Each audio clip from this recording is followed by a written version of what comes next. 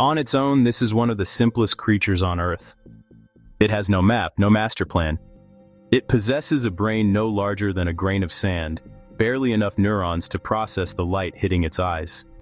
If you isolate it, it is a glitch in the system. Aimless. Broken. But when it connects to the network, everything changes.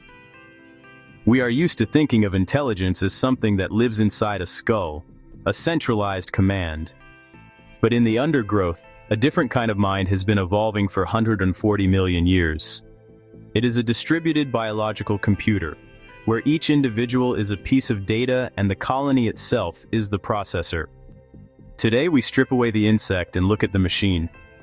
This is the story of how 10,000 simple minds merge to create a single, terrifyingly brilliant will. To understand the hive mind, we have to look at the individual ant as a single core processor.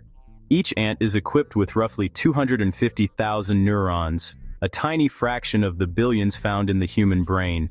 But in the world of the superorganism, high-level individual intelligence isn't just unnecessary, it's a liability. The hardware of an ant is designed for one thing: input, output. The primary input-output ports are the antennae. These aren't just feelers, they are high-fidelity sensors that can detect chemical gradients with the precision of a laboratory spectrometer. When two ants touch antennae, they aren't talking, they are performing a data handshake.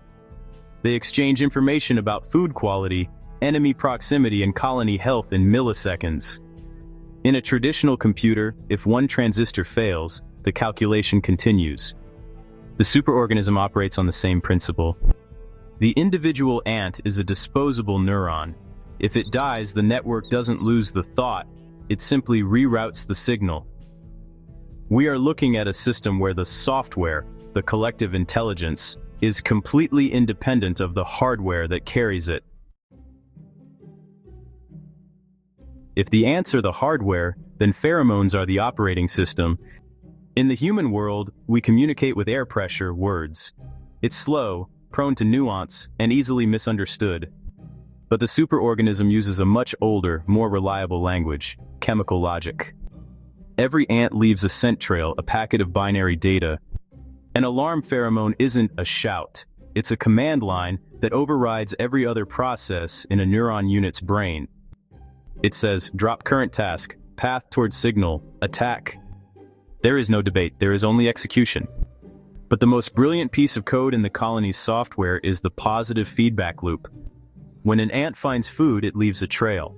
If that trail leads to a high-quality resource, more ants follow it, strengthening the scent. If the path is long or the food is gone, the scent evaporates. This is a live, self-correcting algorithm. Without a map, a compass, or a leader, the colony solves the shortest path problem, a geometric puzzle that baffles human logistics software. They don't think of the best route. The math simply emerges from the chemical interaction of 10,000 data points. It is a decentralized internet where the bandwidth is measured in molecules per second. In this system, the truth isn't what one ant says. The truth is whatever the majority of the network reinforces. We have spent centuries projecting our own political structures onto the insect world. We call her the queen. We imagine a throne room, a general issuing orders, a central command where the strategy of the colony is born. But our human bias has blinded us to the truth. The queen is not a leader. She is a reproductive server.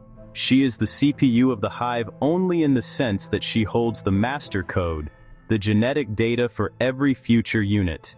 But she issues no commands. She has no vision of the war being fought at the colony's borders or the bridge being built across a stream.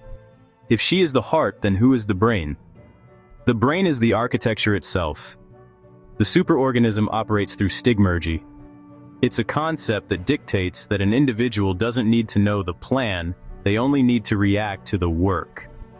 When an ant places a piece of dirt, it changes the environment. That change becomes a signal for the next ant. There is no blueprint, yet a cathedral rises. There is no architect, yet the temperature is regulated to within a single degree. This is the ultimate form of decentralized control. The will of the colony is a byproduct of thousands of local interactions. The superorganism doesn't think from the top down, it thinks from the ground up. It is a mind without a center, a ghost in the machine that emerges only when the collective begins to move. We like to believe our modern world is a triumph of human engineering. But as our networks grew more complex, as we built vast power grids, global shipping lanes, and the sprawling infrastructure of the internet, our own math began to fail us. The problems became too big for a single human mind to solve. So we looked to the dirt. Today, the code of the superorganism is hidden in plain sight. When a telecommunications giant needs to reroute data around a broken server, it uses the same pheromone logic the ants perfected 100 million years ago. We have hijacked their decentralized intelligence to power our fiber optic networks, our airline schedules, and even the swarm robotics that will one day explore other planets. But a distributed brain is not invincible, it is prone to the infinite loop. Without a central leader to intervene, the software can glitch. An ant mill occurs when a pheromone trail accidentally loops back on itself, trapping thousands of neurons in a spiral of death. It is a biological system crash, a reminder that in a world of 10,000 minds, one bad signal can lead to total collapse. The superorganism is a mirror. It shows us that intelligence isn't a status, it's a process. It is a reminder that while we cherish our individuality, the most resilient systems on Earth are those that know how to disappear into the whole. We spend our lives looking for a ghost in the machine, some central spark that makes us who we are. But the ant colony suggests something far more profound. There is no ghost, there is only the machine, and the machine is beautiful. If you're ready to see the world not as a collection of parts, but as a series of connected systems, hit that subscribe button and join the collective here at WildFact Lab. Our next investigation takes us from the forest floor to the quantum navigation of the skies. Watch our video on Birds Have a Quantum Compass Scientists Can't Explain. You won't want to miss it. Thanks for watching, and I'll see you there.